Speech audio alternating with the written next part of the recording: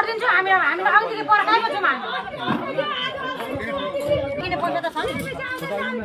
अहिले चाबी चेन्ज गरेको यहाँ काम गर्न दिनु पर्दैन चाबी चेन्ज कसले गरेको चाबी कसले लाउनु भएको मेयरले नै चाबी लगाएर जानु भएको भनेर यहाँ सुनेको लगाइदिने हामी लगाइदिन्छौँ न हामी यहाँ किन पर्खाइमा छौँ हामी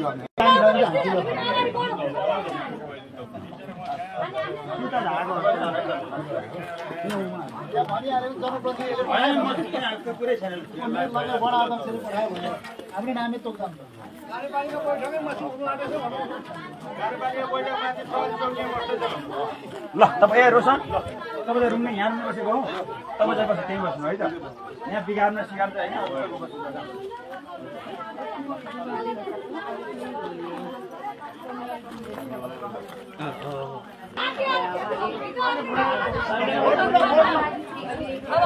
चाबी तोडिदिनुपर्छ मलाई राति आएर राति नि फेरेर जानु 10 बजे राति आउनु त 10 बजे राति चाबी फेरेर जानु म बेगर जानु हुँदैन भन्दिनु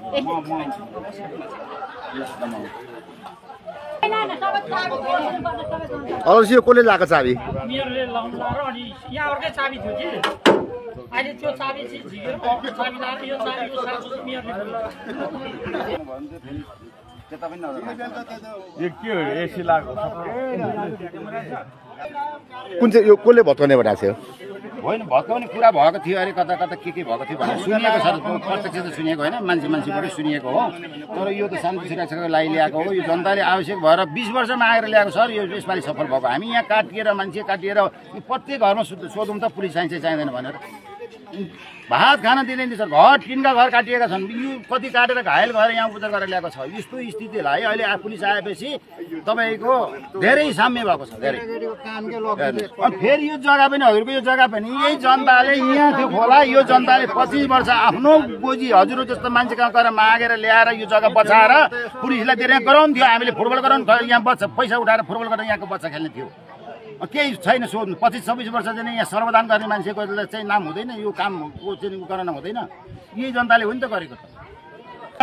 यिनै दलहरूले दिने यही दलहरू हो गर्ने यहाँको जनता हो बसाउने यही दलहरू नै हो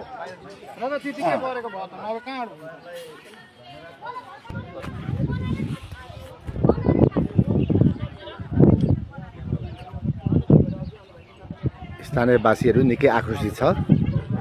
बन्द लागेको चौकी चाहिँ प्रहरी चौकी चाहिँ यो रहेछ धेरै अगाडिदेखि नै यो संरचना निर्माण हुनु अगावै यो चौकी बनाउने यहाँको स्थानीयहरूको कार्य अगाडि बढिसकेको रहेछ अहिले तनावग्रस्त स्थिति छ दोकान 16 मा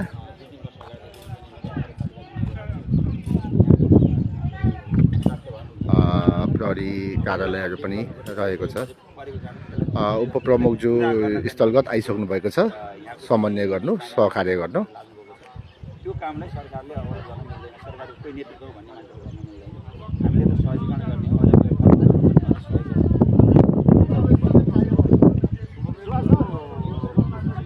रोक्न त अब उपर अहिले मैले भनिनँ अब यहाँ एउटा स्टाटसमा भनौँ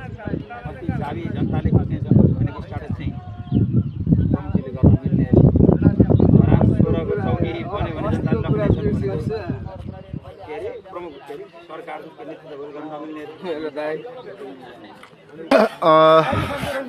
स्थानीयहरूले स्वास्थ्य प्रहरी बिट बनाउने भन्ने अडानका साथ काम अझै सुरु भइरहेको छ अब नगर प्रमुखज्यू र उपप्रमुखज्यू आएर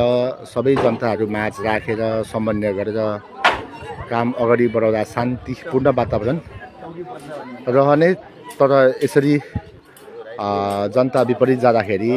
जनता निकै आक्रोशित बनिएको छ सबै स्थानीयहरू यहाँ भेला हुनु भएको छ अहिले धरान 16 नम्बर वडाको तनावग्रस्त अवस्था